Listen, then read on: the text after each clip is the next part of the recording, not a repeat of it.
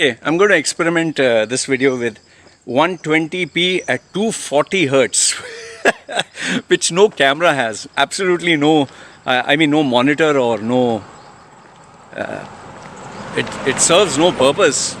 But anyway, let me just see. You know, it's only if you have big movement like this, it's useful. So anyway, I'll make a video and so we'll check it out. Okay, so 1080p, 240 FPS. Okay, watch the video and let me know if you see any difference. Okay?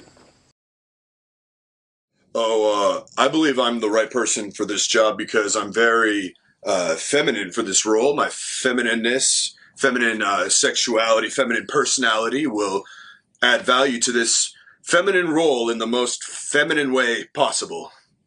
Stop getting the wrong advice. Ensure you get the right skills for the right job for jobs in the Middle East. Contact Loy Machedo. All right. I just got off a call from a let me start by telling you that I got shocked. I actually got shocked. The reason being is I got off a call with one person who I know very well, very, very well, extremely educated, very smart, incredible track record. Okay, everything. Just imagine a person who was a rank holder in the school and rank holder in the college, and brains are amazing, and climbed to the top of the corporate ladder, and obviously during COVID got made redundant and got a job easy, just within a few more months. Okay, now this person just asked me a question which absolutely shocked me, completely shocked me. And the question was, there is a vacancy, there's a vacancy in another company for a senior level position. Should I apply for it? So I was like, you're earning such a big salary and all that, go ahead, apply, why? And then the immediate response was, but Loy, there are people who are more qualified than me. There are people who are much more experienced than me, and it's at a very high level. So I was like, why shouldn't you apply? I mean, why shouldn't you apply? Like, why are you even having this conversation? Like, the answer was, there are people better than me, smarter than me, more intelligent, more experienced, everything. So obviously I know the person, so I said, listen, you never know what will happen, okay? Just go ahead and apply. Okay? Whatever you need from my side to help you reach there, we'll do it. Okay, fine. But after the call, I just sat down scratching my head and thinking, what a world we have come to. There are people, when there are positions or when there are vacancies, people who are least qualified, people who are not at all qualified, they are oozing with confidence that they can do the job. They show that, I can do anything. This is nothing. I'll do this, I'll do that. People who are stupid, who are ignorant, who are not smart enough, they are oozing with confidence. But the people who are educated, who are smart, who are intelligent, they show humility and self-doubt. It blows my mind to even think like, bloody hell, there are people like this. I think that meme, no, that people say, the more you know, empty vessels make more noise, or the more you know, the more humble you get. But for me, it was a shock when someone who I personally knew for so many years, I mean, is not sure, and that also with an impressive track record. In fact, I would say that in my younger days, I was more of that idiot who believed he could do anything and everything. I lived with that, in that bubble that, I'm so smart, I read so many books, and I guess the more you really know, the more you go through life, the more you realize I need to be humble. But I think there should be a balance. In fact, I'll give you one surprising example.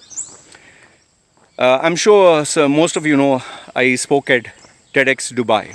Okay, now TEDx Dubai is more prestigious than any other TEDx of UAE. The reason being is TEDx Dubai was done at the grandest stage of them all by the organizers who really brought quality. The other TEDs, it's not because I was there, I'm telling you a fact. The other TEDx were done by a school or a high school or a couple of students and all that. To get this TED to be featured here, it's nearly like impossible. Okay, so now what had happened was, I remember after my 2011 suicide and failure and everything, I got deported falsely. When I came back to UAE, and I started to work, my mentor, he just informed me out of the blue, Loy, TEDx Dubai is looking for speakers, and they are opened it to anyone who would like to apply. So he said, why don't you apply? Immediately I told him, because I was going through a tough time that time. I know this might sound shocking, but I had taken up a job as a driver and helper and salesperson, because I was at zero.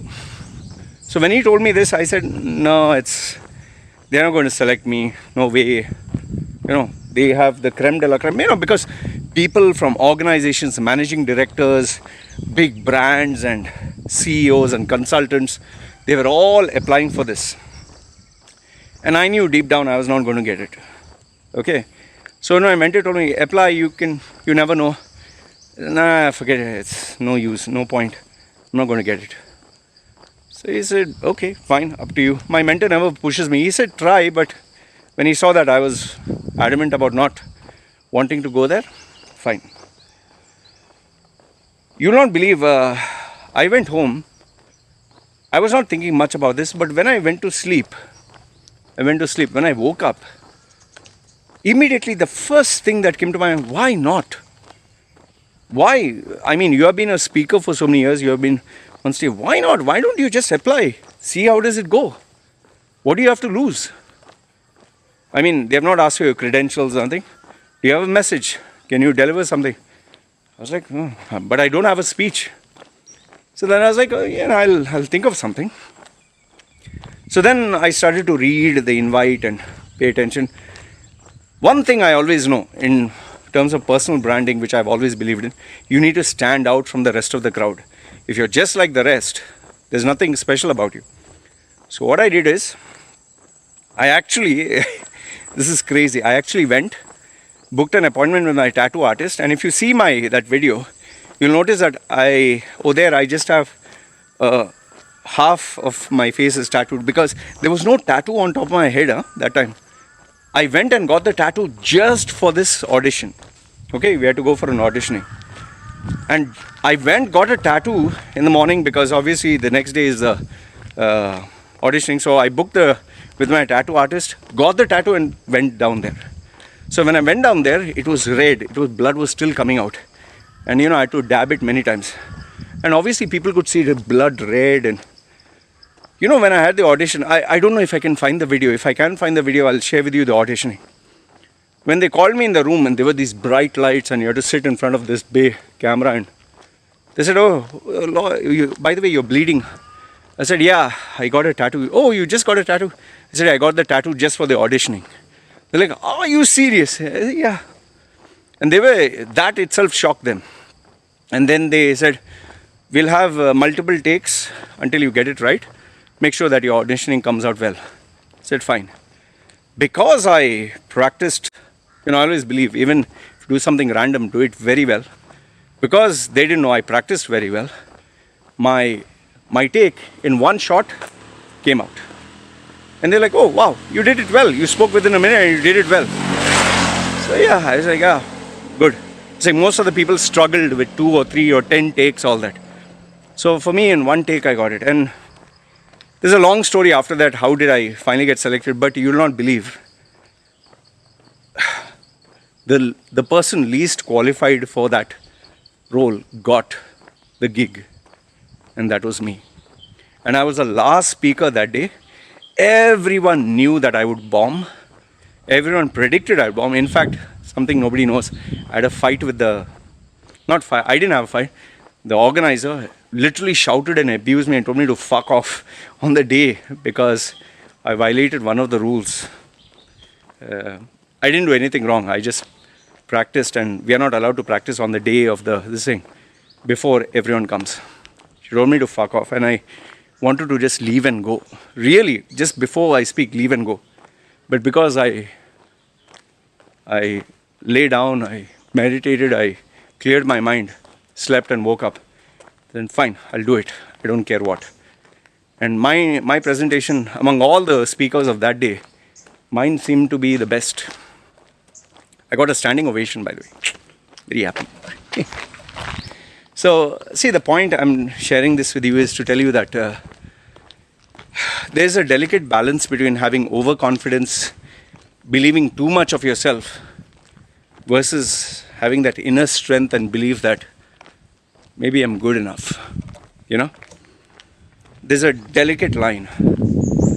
But then, it's always better to take the leap of faith and do something. Means, don't jump without the parachute and say leap of faith.